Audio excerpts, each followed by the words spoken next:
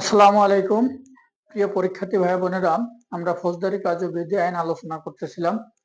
আমরা এ পর্যন্ত 132 ধারা পর্যন্ত আলোচনা করেছিলাম এবং আমরা 132 ধারায় যে বিষয়গুলো আলোচনা করছিলাম সেটা হচ্ছে যে শান্তিভঙ্গ ও সদাচরণ ও শান্তি রক্ষার মুচলেখার আদেশ যদি অমান্য করে তাহলে তার বিরুদ্ধে কি ধরনের ব্যবস্থা নেওয়া যাবে এই বিষয়গুলো।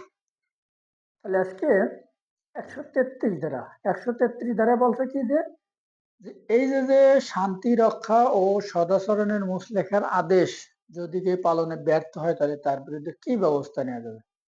অর্থাৎ ম্যাজিস্ট্রেট যে ব্যক্তির বিরুদ্ধে এই অভিযোগের সংবাদটা পেয়েছে যে শান্তি রক্ষার বা সদাচরণের মুচলেখার আদেশ অমান্য করছে, তাইলে এই যে ব্যক্তি আদেশ পালন করলো না এবং তার কাছে কৈফিয়ত তলব করা হলো, সে কৈফিয়তের জবাবও প্রদান করে নাই, তাহলে তার বিরুদ্ধে কি হবে? সে আদালত অবমাননা করলো, তাহলে তার বিরুদ্ধে পেনাল কোডের 188 ধারা মোতাবেক প্রয়োজনীয় ব্যবস্থা গ্রহণ করা যাবে।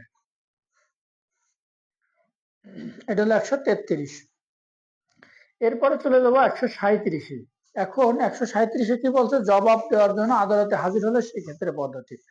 অর্থাৎ যে ব্যক্তিকে কৈফিয়ত তলব করা হয়েছে বা যে ব্যক্তির কাছে চাওয়া হয়েছে, শান্তিরক্ষা সদস্য মুচলেখার বিরুদ্ধে যে আদেশ চাওয়া হয়েছে, সে যদি আদালতে হাজির হয় তাহলে যে ব্যক্তি আদালতে হাজির হয়ে জবাব প্রদান করেন এবং ম্যাজিস্ট্রেট যদি তার জবাবে সন্তুষ্ট হয়, অর্থাৎ সে আদালতে হাজির হয়েছে যে স্যার আমার বিরুদ্ধে এই অভিযোগ আনা হয়েছে, আসলে আমি সেই অভিযোগের সাথে জড়িত না, এবং এই ধরনের যে হাজির হয়ে সে যদি তার জবাব প্রদান করে এবং ম্যাজিস্ট্রেট যদি তার জবাবে সন্তুষ্ট হয়, তাহলে তাকে এই যে শান্তি রক্ষা বা সদাচরণের মুচলেখার জন্য যে করা হয়েছিল, মানে অভিযুক্ত করা হয়েছিল, তাহলে ম্যাজিস্ট্রেট তাকে অভিযোগের দায় হইতে মুক্তি দিতে পারে। আর যদি সে সন্তুষ্ট না হয় তাহলে সেই ক্ষেত্রে তার এই যে আদেশ দিছিল 3 বছরের জন্য বা 1 বছরের জন্য যে মুচলেখা নিয়েছিল, এইটা স্থায়ী হবে। এটা ছিল 137। এখন 139-এর কতে কি বলছে? গণ উপদ্রব অস্বীকার করা হলে তার পদ্ধতি।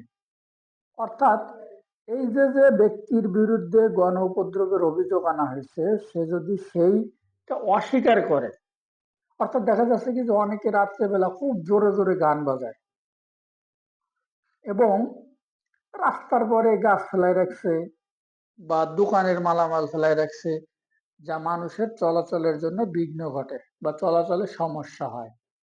তাহলে এই ধরনের কার্যকলাপ যদি কেউ করে তাহলে ম্যাজিস্ট্রেট তার বিরুদ্ধে ব্যবস্থা নিতে পারে, এবং সে যদি এটা অস্বীকার করে যে স্যার আমি তো এই ধরনের কাজ করিনি, তাহলে ম্যাজিস্ট্রেট এটা তদন্ত করতে পারে এবং তদন্ত করে যদি সত্যতা পায় তাহলে তার বিরুদ্ধে প্রয়োজনীয় ব্যবস্থা গ্রহণ করতে পারে।